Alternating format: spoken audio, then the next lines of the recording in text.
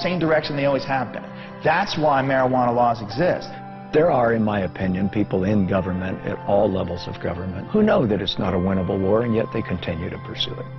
Acceptance of drug use is simply not an option for this administration.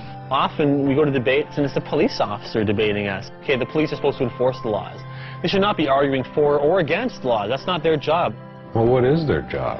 Is it to enforce laws that exist on the books, or to determine the policy of the laws that are made? The way to justify the policy is to create a lot of fear and then spend a lot of money combating that. Quite frankly, if you took the using population of all the other illegal drugs combined and you eliminated cannabis from that equation, there wouldn't be a big enough drug problem in either this country or the United States to justify the massive expenditures that go towards fighting the war.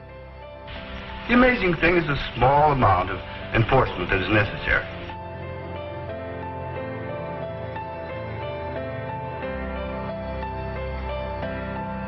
$400 million is spent annually in Canada arresting and prosecuting marijuana crimes. The total budget in Canada for all drugs is $500 million.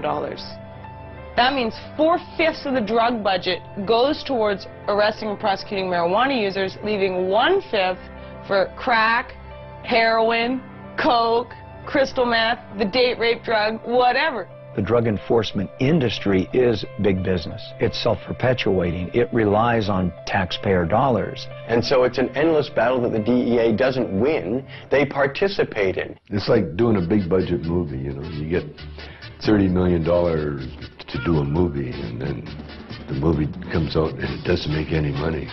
But someone made $30 million. Every once in a while they'll show a guy, you know, posing beside a big bunch of marijuana, you know, this is the DEA money at work. It'd be like asking loggers about saving trees, you know what I mean? This is where their mainstay of their cash flow comes from. The campaign will continue until every available known plot of marijuana has been eradicated. We've got to live with it, doing the best job we can.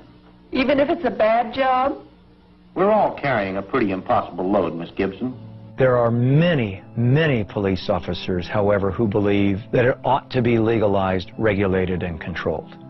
They see the hypocrisy between our existing laws relating to alcohol and marijuana in their day-to-day life, shift after shift after shift, and they get it. But they don't want to lose their jobs. They don't want to lose that promotion to sergeant or the assignment to detectives. They want to be a chief someday, and they don't want to piss off the people in power. Judges, lawyers, prosecutors, defense lawyers, prison guards, there's all of those people in the criminal justice industry. Are their interests being protected? Well, in a sense, yes, they are. Defense bar, similarly, we make money. The more things they prohibit, the more money we make. Sorry I'm late, Kent. I was delayed in court.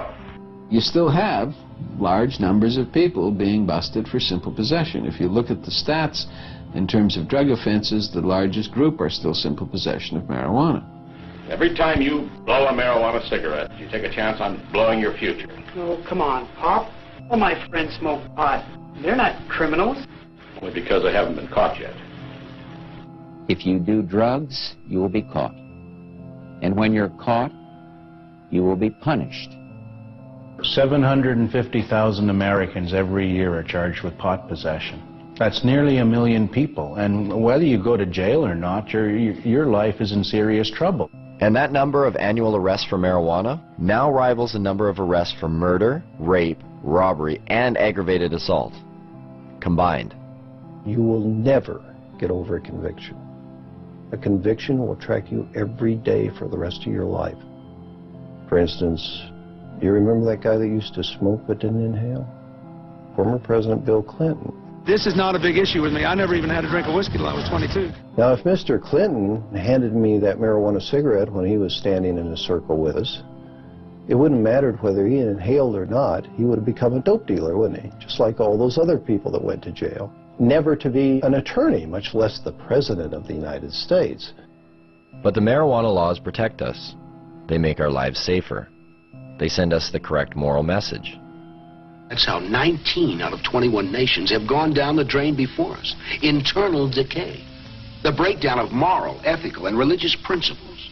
If you've been caught, a young person in the U.S., with so much as one marijuana cigarette, you can't get a loan or grant from the government to go to college. If you've been convicted of murdering somebody or raping someone, no problem. You go right down, they'll give you the loan. I guess the message is it's okay to rape and murder and pillage, just don't smoke a joint afterwards. First thing that John Ashcroft did after 9/11, sent out a strike force to take down the LA Cannabis Buyers Co-op. That really helped national security a great deal. And what else helps national security? Taking down top criminal targets. In 2003, the U.S. government put aside money to do just that. $25 million for the head of Osama bin Laden, $15 million each for the whereabouts of Uday and Qusay Hussein, Saddam's sons, and a $12 million budget to go after one of the most dangerous men of all, this man. Can you tell us what exactly you were charged with? I was charged with conspiring to sell paraphernalia. Operation Pipe Dreams was a brainstorm of Attorney General John Ashcroft.